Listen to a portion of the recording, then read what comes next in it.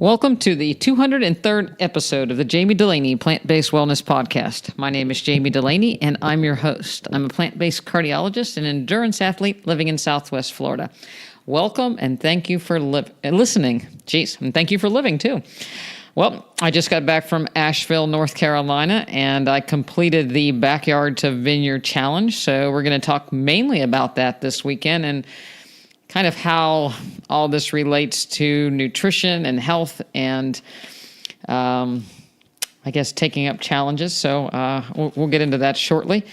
It's sunny down here in Florida, although it's cooler. It was in the 30s up in Asheville. I came back to 70-degree weather here. It's supposed to be a little cool the rest of the weekend. So still warmer than in North Carolina. Happy to be home and back in my humidity. Backyard garden, tomatoes and peppers, and have some tomatoes that just kind of blossomed out of compost, which is fun. Avocados starting to bloom, mangoes blooming, mulberries still going. So the backyard garden's fun this time of year. And so it was always nice to go home and then come back and kind of reassess things. So the first thing I did, I came home and took the dogs out in the backyard. We played a little frisbee and picked a few mulberries, checked out the mangoes, checked out the papaya trees and the avocados to see what's going on. Picked a few peppers, picked a few tomatoes. So it's always fun to go out into the backyard and see what's growing. This was our third time doing the Backyard to Vineyard Challenge. So I knew what to expect. I know the course. Asheville's a beautiful town. It's very vegan friendly. We love the food there. We love driving around in the little town. Of course, the Biltmore estate is very beautiful. The name of the marathon is the Asheville Marathon and Half Marathon, but it's all run on the Biltmore estates. And so it's very, very pretty, very secluded, and there's not a lot of vegan food on the Biltmore estate area, but, there's so many places in town that, that's where we went out to get food. And, it's just, you see a lot of wildlife during the marathon, and then driving in a lot of geese, a lot of wild turkeys, and then they're working farm, unfortunately, as far as those animals go. But anyway, getting back to the run, anybody that runs races, you always, especially in a different location from where you live, you always start checking the weather a week before to kind of see what you need to pack and what it's going to be like. And, I've done, I think, it's over 28 marathons and 6 Ironman. So I've been in a fair amount of weather and different kind of environments. Used to be that, I was always worried if it's going to rain or not, your feet getting wet and blisters and things like that. But, by this time I've run in rain and I've run in windy conditions, and I've, 2 years ago at Asheville, they actually had to delay the start of the full marathon because they had a snowstorm the night before, and they actually had to plow the roads. So I've run in snow and sloppy weather like that.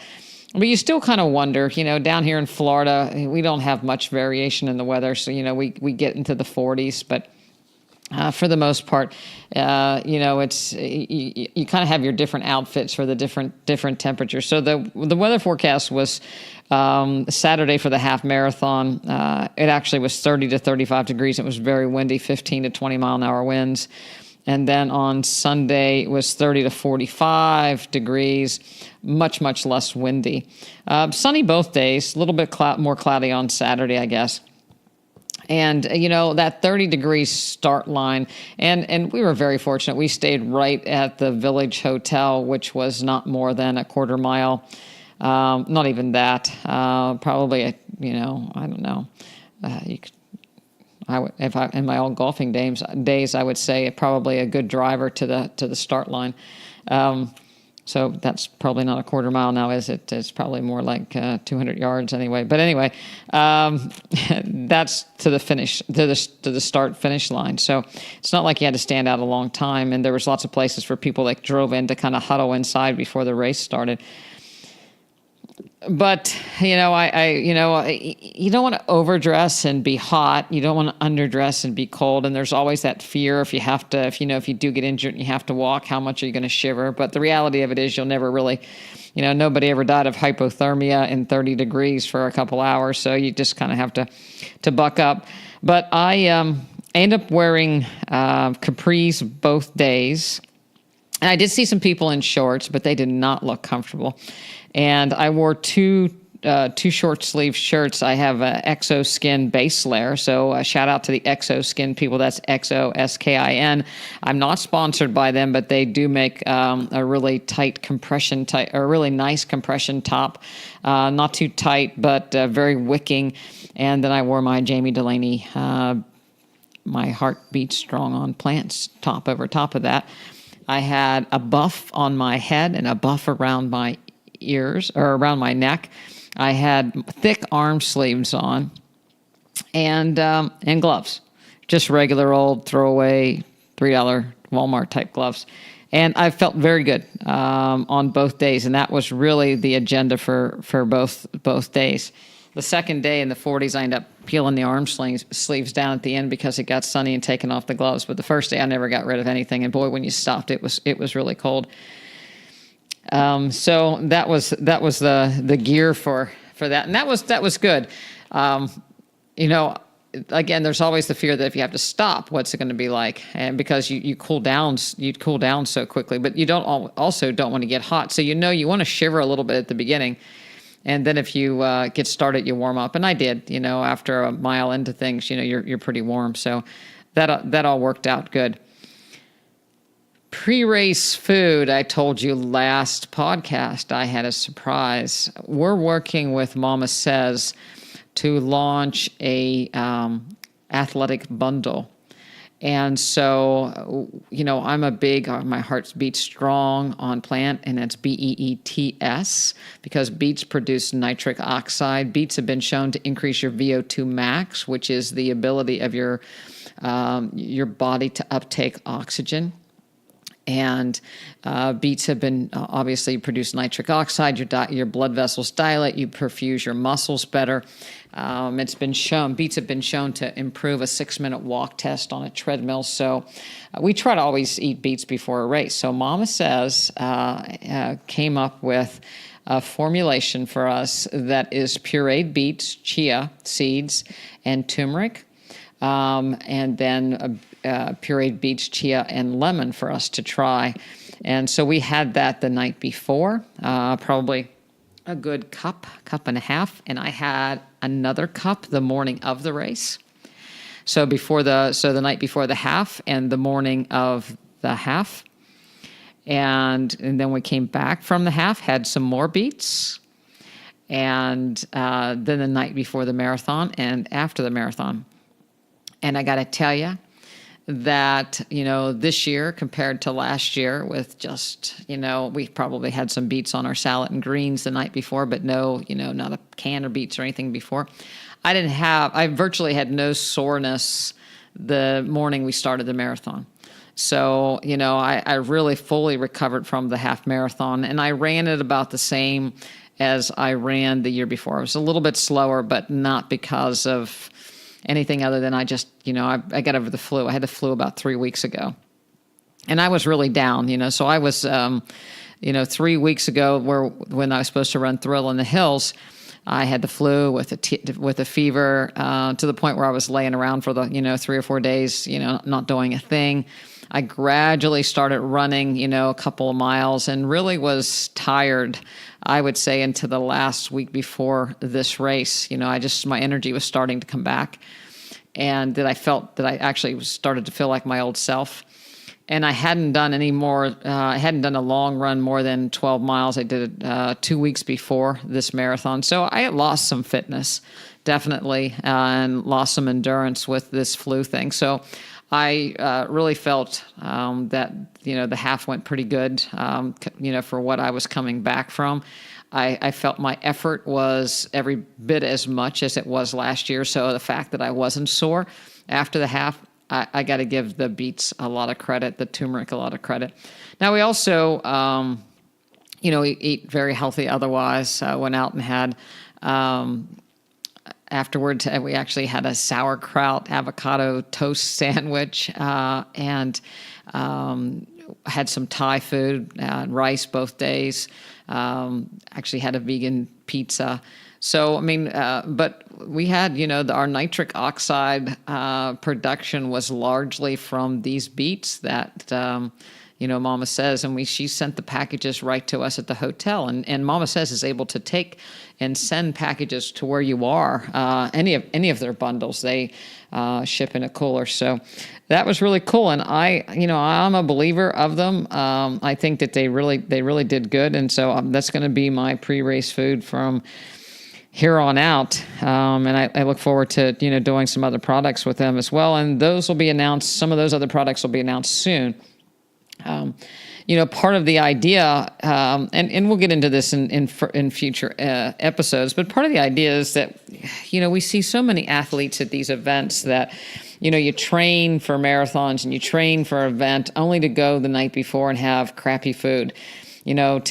Typically people have, and they go for a pasta dinner or, maybe even something worse. And it's usually greasy, cheesy, salty type food. People think they can eat a lot of calories because they can train. They're training, but they're not good calories. There's not a lot of nutrients and antioxidants in them. And of course, then after the race, I think they had cookies and some bagels, and they had a few bananas, and they had some chocolates, and beer and Gatorade and Coca-Cola, so nothing, that, would be recovery food.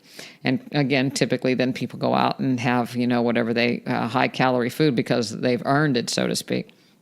So we want to, develop you train to do these races. We want people to recover well, and we want people to go in and do their best nutritionally so that they're actually helping themselves, protecting themselves.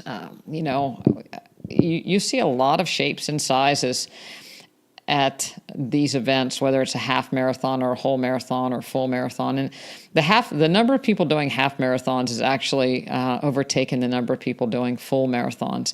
A half marathon is 13.1 miles, a whole marathon is 26.2.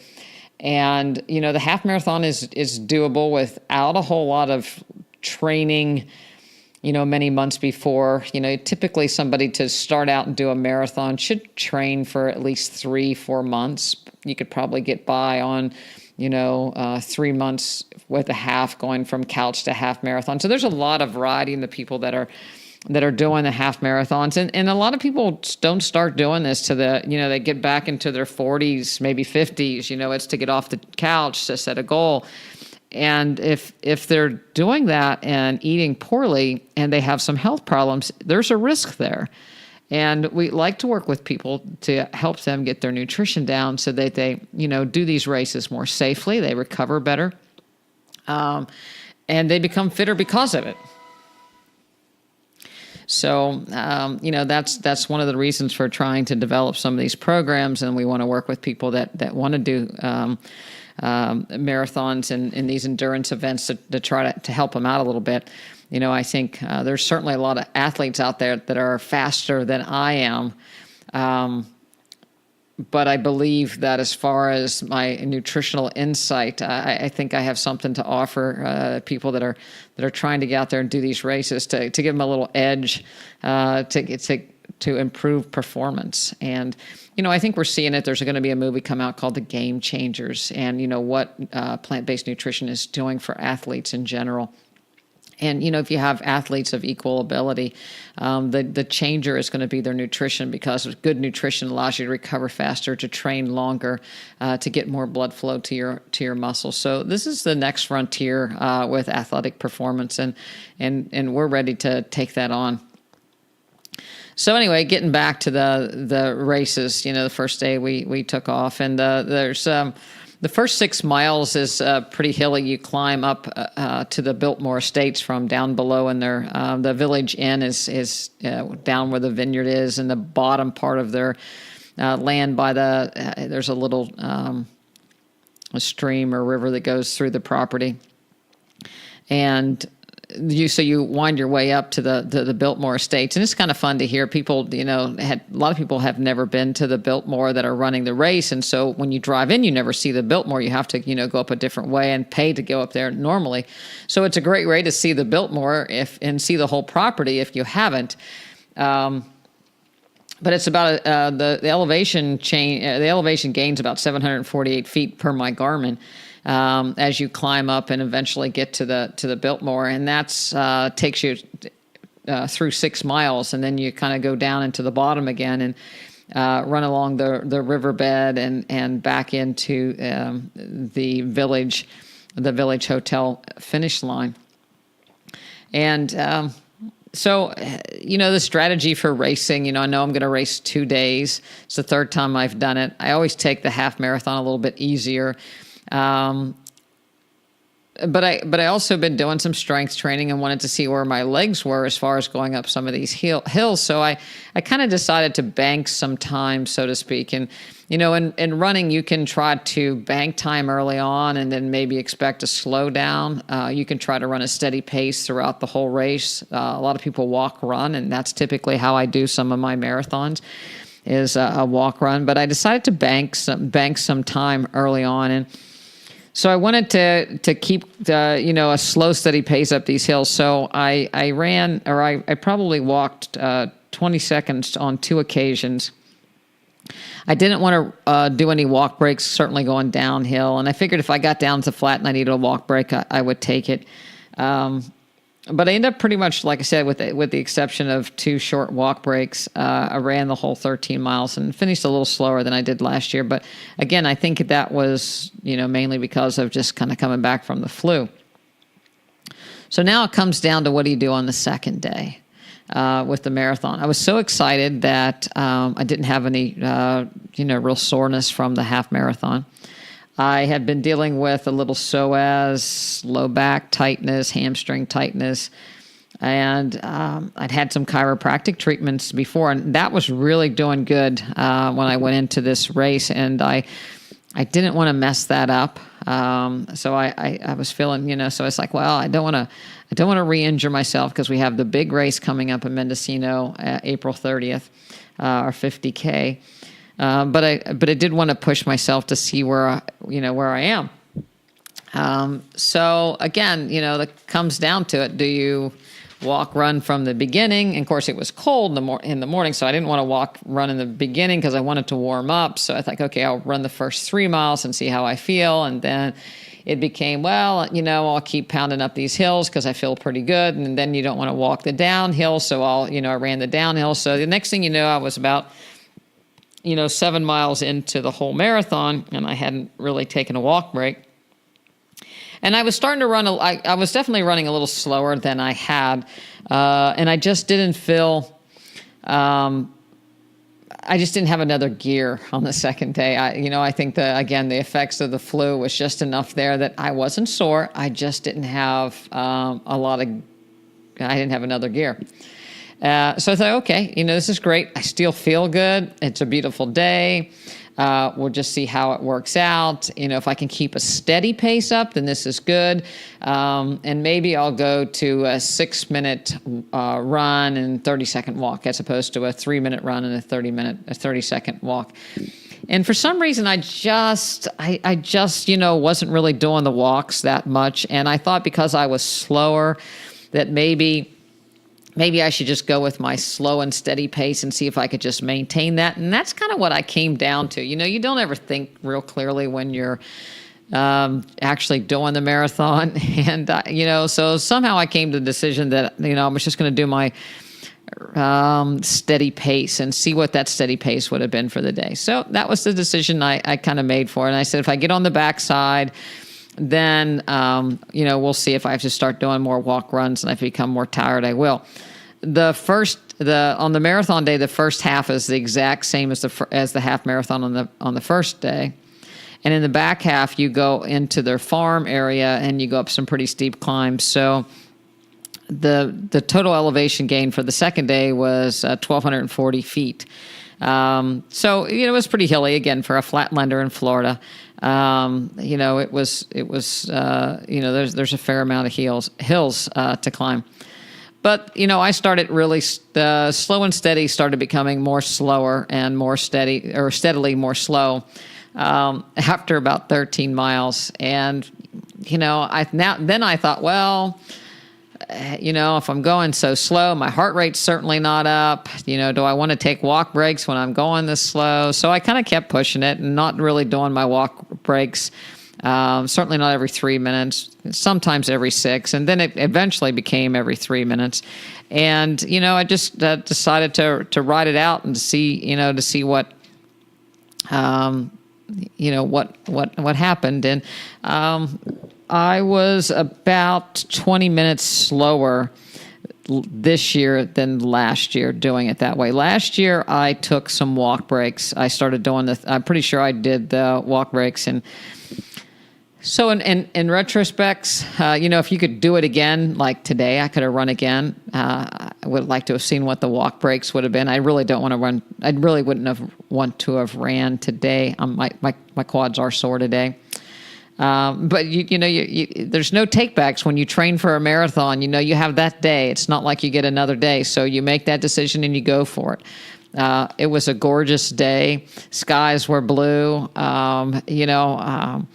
It's just a nice day to be outside. It's kind of funny when you're getting ready for these events, and you certainly get nervous. What's going to happen, and it's a lot like life. You wait to go, on vacation to run a marathon, and you want it to last, but you also want it to be over. You want the pain not to last. You want to find out what the result's going to be. You want to know the ending, but then you don't want to rush it. And it's a lot like, it really is a lot like life. And so I really did try to settle down and just enjoy the moment, enjoy being outside. There's no place I would rather be than to be outside running. And it was certainly a beautiful environment. There, the roads were closed. There weren't any cars. The backside was largely a trail run. You get to see, watch other people and see them and observe them and listen to them. And it's really quite interesting. People are pushing themselves and accepting the challenge of running for all different reasons. There was a couple running near me for a lot of the second half, and they were on their 10th wedding anniversary. They came to the Biltmore the first anniversary, and they said, well, they came to this the second time here 10 years later, and they were running a marathon together, and they were struggling. His ankle was bothering him, and they were tired. And it's like, well, it's a pretty good testament to your marriage. You're still getting along, after 19 miles. And but you see all different shapes and sizes, ages of people. There was a young group of kids that were running, and I call them kids. They were probably in their early 20s, which is pretty young for marathoning. And they decided to just do a marathon. They had not run anything shorter. They were going to do a triathlon, but they decided they didn't like to swim, so they were going to do a marathon. And they were just happy, and I just saw them in the beginning of the race. I would have liked to have seen them a little later to see how that worked out. But in the beginning, they were very happy and excited and just eager to take the day on. And again, it's one step at a time, and pacing yourself and accepting that there will be times during the race that maybe you feel better than others. Some races you may feel poor a lot of the race, but certainly there's good times and bad. If you look at the finish of a race, you always see people running faster. So there was something, including myself, there was something left to run. You had something a little bit left in the tank when you finished.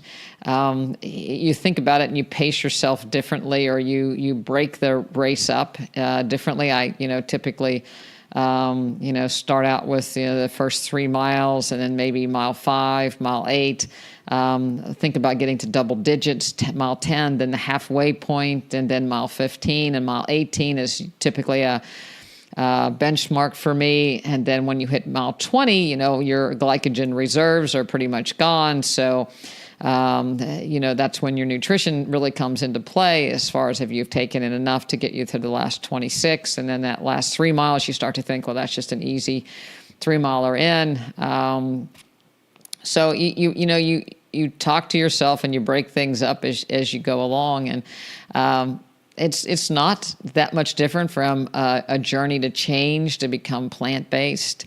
When you kind of have to be mindful of it and be aware of what you're doing and break things up and set different little short goals. Some people, want to become plant-based, sugar, oil, salt-free overnight, and it's not that easy. You have to work up to it, kind of like the marathon.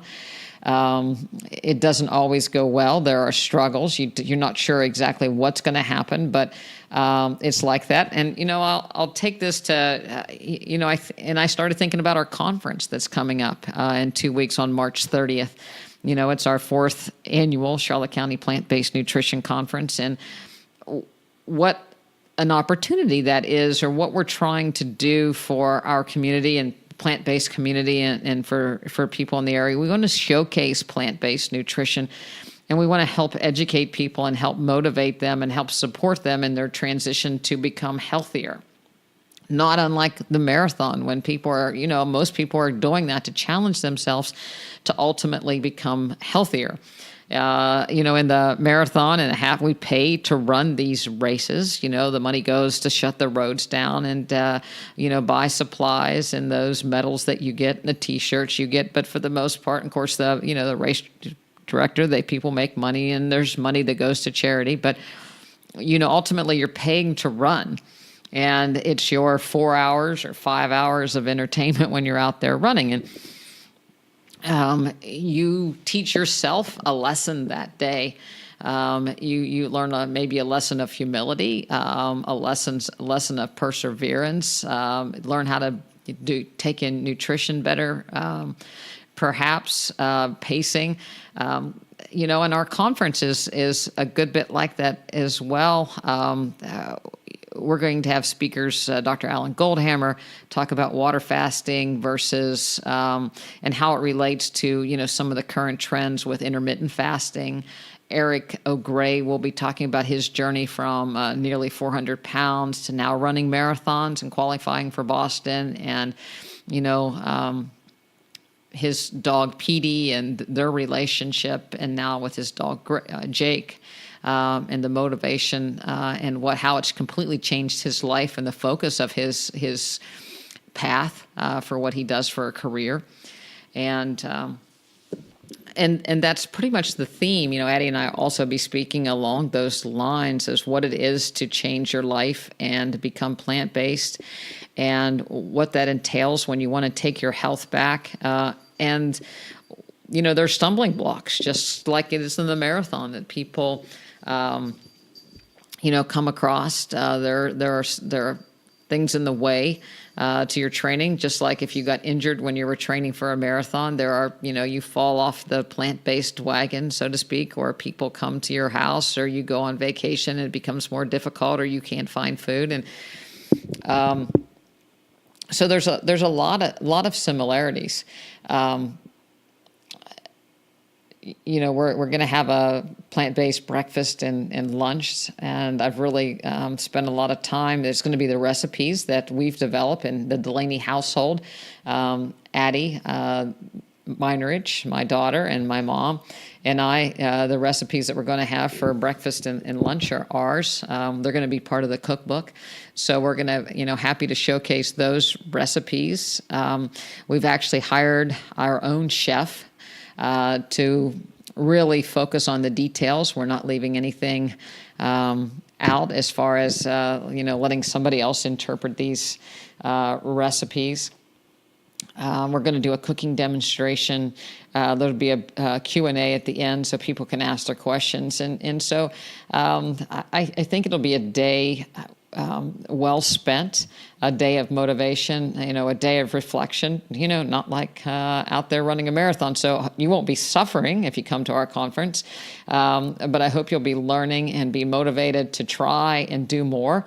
My talk is going to be on, what do people like us that are interested in being as healthy as we possibly can. What do we do? And there's a variety. Just like when you look at the marathon and you see people of all shapes and sizes, there are people of all different backgrounds that are plant-based, and there's people that want to be healthy in all different walks of life and ethnic backgrounds.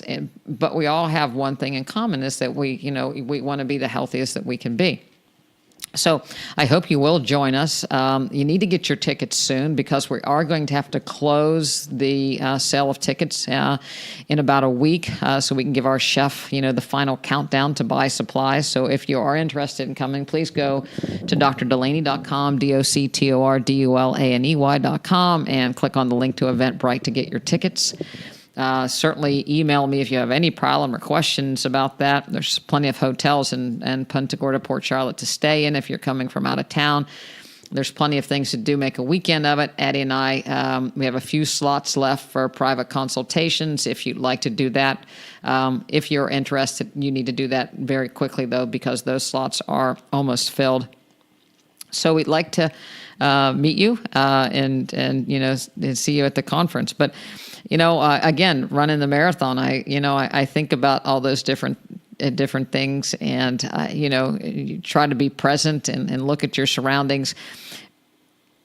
This is the third time that I've run the Asheville Marathon, and you think the course pretty good because you run the half twice, so this is the sixth time I've run the first half of the marathon, and the third time I've run the second half. But there were things that I forgot, turns that I forgot, views that I never have noticed before. Coming back along the river, I looked up and saw the Biltmore mansions, sitting up on the hill. I'd never seen that before. There seemed to be a lot more geese this year, along the water, and looked at those, looking at the river and the different currents between Saturday and Sunday. Back on the back of the farm, I forgot some of the turns and where it went around. We actually run around this lake up on the farm, and I didn't realize until this time that we actually ran all the way around that lake and circled. The basic mileage, but I never had put it together that we just actually ran around this lake. Pretty broad loop. And it was funny, and where some of the hills where I knew where there was one big last hill, but I wasn't sure quite when it came. So it kind of all ties into being mindful and being present for the run. Sometimes we want to, make things go away and ignore them. But you miss a lot when you don't get to do that. So my time was slower this time, but I think I enjoyed the race. I wasn't worried about my time after I got to the point where it's like, well, I'm not going to be as fast as I was last year. Let's just see how I can do. And at the end, I started doing the 3 minutes running, 1 minute walking, and kept lumbering along and made it through. And again, I had a little kick at the end, and it was all good, and finished with a smile on my face. So. All said and done, it was a great weekend. Had some great Thai food. Got together with some of my Port Charlotte friends that, my running buddies that we hadn't run with in a long time. And we got back together in Asheville and ran together and reminisced and caught up. So, it was a great weekend. So when we weren't running, we were sitting around laughing and reminiscing. So recommend it to anybody. Get out there, enjoy the weather, and be present. It doesn't matter if you're fast or slow or in between. It's just enjoying the process. I think when we start to want to become plant-based and get healthy, everybody wants to be healthy now. And a lot of people have been unhealthy for some time or overweight for some time, and they just want it to be over. But I think, there's a lot to learn from that process of just, maybe being in the negative a couple hundred calories just by getting rid of oil, getting rid of, nut butters is something I see people, struggling over, or eating out and getting into excess of salt. And just by starting to eliminate some of those things, their weight starts to come back down and they start to feel good. And some people's cholesterol doesn't come down right away. Some people have the big giant jump, but a lot of people it's 240, then 220, then 200. And, it comes down much slower, but it does keep coming down. So, be sure to persevere and, Don't get frustrated. Just enjoy the process of becoming more and more healthy and setting challenges up for yourself each week, and, making each nutrition week a little bit better than the week before, and having some sort of goal, and a goal for movement and getting out there and doing something. So that's, I guess I remember several years ago, one of my patients said, because I hang the marathon posters up on the wall, and he said, I just want to ask you, he says, if you know you're going to lose, why do you run a marathon if you know you can't win? And it's like, well, I don't really consider myself a loser. Every time you complete one, that's a win, that you've crossed a line, when all those other people never got off the couch that day. You beat all those other people that didn't try. And there's always a life lesson to learn. There's always a story. Some of my best memories are from the day of running the marathon, or what I've seen, or where we've been associated with it. So, I don't have any regret about any marathon, no matter how bad the time was or what kind of misery I may have encountered that day. I look back on all of them with lessons having learned, and then a new challenge, what to do in the future. We barely finished this marathon, and what might I do differently? Should I have done the 33-minute run and 30-second walk? Well, I do that the next time. Or maybe when Mendocino, I'll be able to run up more of those hills since I was stronger. So it's all. It's all like a giant crossword puzzle, trying to fill in the pieces and fill in, and enjoy the journey and learn something from it. So I look forward to the next adventure. It's going to be Mendocino 50K, and we'll go from there. I hope you can join us for the conference. Again, great breakfast and lunch, great speakers, great question and answering session, a great day of motivation. I know people will take away something new, even if you've been plant-based for, years and years and years. There's always someone that you'll meet, or someone that you might help to pay it forward, or hear just a little bit of information that's new to you, or see something that inspires you. So I hope to meet you at the conference. If I don't meet you at the conference, I hope to meet you at a race where you're challenging yourself to do something that you hadn't thought that you could possibly do before. So until next week, have a great week, and get out and move your body and eat Plant Strong.